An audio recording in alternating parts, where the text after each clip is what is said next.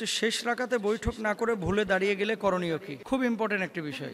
শেষ রাকাতে বৈঠক করে নাই, ভুলে দাঁড়িয়ে গেছে, সেক্ষেত্রে কি করবেন? না, ফরজ নামাজের শেষ রাকাতে বৈঠক না করে ভুলে দাঁড়িয়ে গেলে অতিরিক্ত রাকাতে সিজদা না করা পর্যন্ত স্মরণ হওয়া মাত্র বৈঠকে ফিরে আসবে এবং সাহস সিজদার মাধ্যমে নামাজ সম্পন্ন করবে। মানেটা কি?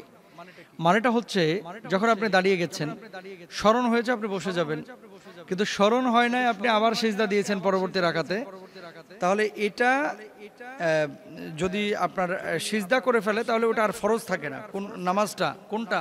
যে নামাজ আপনি পড়ছিলেন, অর্থাৎ 2 রাকাত বিশিষ্ট নামাজ আপনি পড়ছেন, ফরজ নামাজ, আপনি দাঁড়িয়ে গেছেন, বৈঠক করেন নাই, পরবর্তী রাকাতে আপনি ফরজও পড়ে ফেলে, মানে সিজদা করে ফেলেছেন, রুকু করে ফেলেছেন, তাহলে সেক্ষেত্রে 2 রাকাত বিশিষ্ট ফরজ নামাজে এমনটি হলে নিয়ম হলো তৃতীয় রাকাতে বৈঠক না করে আরো 1 রাকাত পড়ে নেবে। কয় রাকাত পড়তে হবে তাহলে? 4 রাকাত। এটা কি হয়ে যাবে? পুরোটা নফল হয়ে যাবে। নফল যদি হয়ে যায় তাহলে আপনার ফরজ গেল কোথায়? ফরজটা আপনি পরবর্তীতে পড়বেন, অর্থাৎ এই 4 রাকাত হয়ে যাবে নফল, আর পরবর্তীতে আপনি এই 2 রাকাত আবার পুনরায় আদায় করবেন, তাহলে ফরজ আদায় হয়ে যাবে। আচ্ছা, আরেকটি বিষয়, সেটি হচ্ছে অনেক সময় ফজরের নামাজ আপনারা মসজিদে গেলেন, যাওয়ার পরে দেখতে পেলেন যে জামাত শুরু হয়ে গেছে। ফজরের সুন্নাতে তো অনেক গুরুত্ব, তাহলে এখন জামাতে শরীক হব নাকি ফজরের সুন্নাত নামাজে শরীক হব?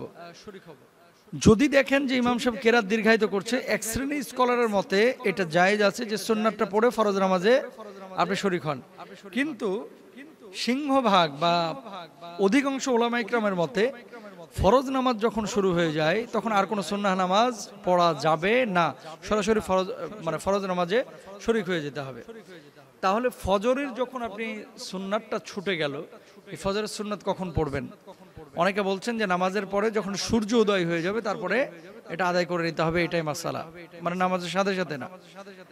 তো দুটো বিষয় আমরা জানলাম, একটা হচ্ছে তৃতীয় রাকাতে যদি আমরা বৈঠক না করে, অর্থাৎ দ্বিতীয় রাকাতে শেষ বৈঠক না করে যদি আমরা দাঁড়িয়ে যাই, অথবা তৃতীয় রাকাতে যদি শেষ বৈঠক না করে যদি দাঁড়ায় যাই, তাহলে আমরা কি করব? অর্থাৎ 4 রাকাত পূর্ণ করব এবং মাঝখানে বৈঠকটা করব না, 4 রাকাত পূর্ণ করে নফল হয়ে যাবে, আর এটা আর ফরজ আদায় হবে না, পরবর্তীতে আবার 2 রাকাত ফরজ আদায় করব।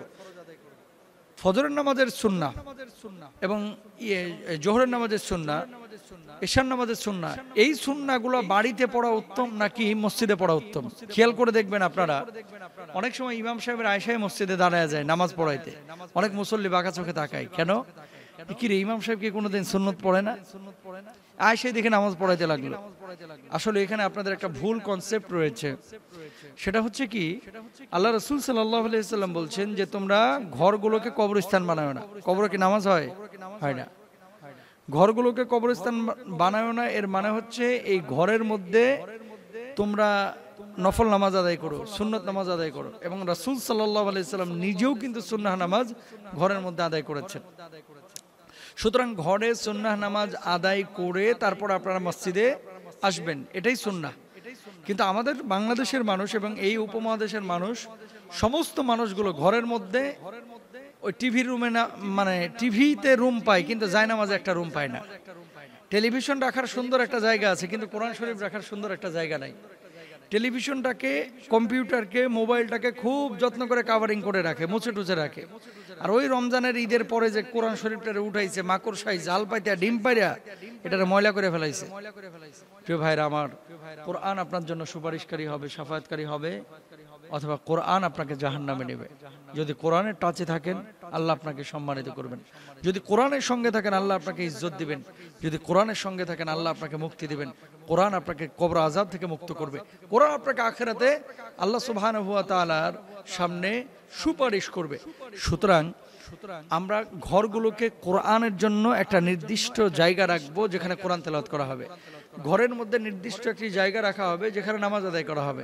ঘরের মধ্যে নির্দিষ্ট একটা জায়গা রাখা হবে যেখানে ইবাদত বন্দেগী করা হবে, নিয়মিত তাহাজ্জুদ, নফল নামাজ, সুন্নাহ নামাজ, জিকির আজকার এগুলো করা হবে। আজকে 2000 স্কয়ার ফিটের ফ্ল্যাট, 2200 স্কয়ার ফিটের ফ্ল্যাট, 3000 স্কয়ার ফিটের ফ্ল্যাট, এত বড় বিল্ডিং, অথচ নামাজের একটা জায়গা নাই। বড় আফসোস, বড় আফসোস। আপনি যদি প্রকৃত মুসলমান হয়ে থাকেন, অবশ্যই আপনি যখন বাড়ি নির্মাণ করবেন, আপনি আগে দেখবেন যে আল্লাহর ইবাদতের জন্য আমি কোনো নির্দিষ্ট জায়গা রেখেছি কিনা। আল্লাহ তাআলা আমাদেরকে বোঝার তৌফিক দান করুন।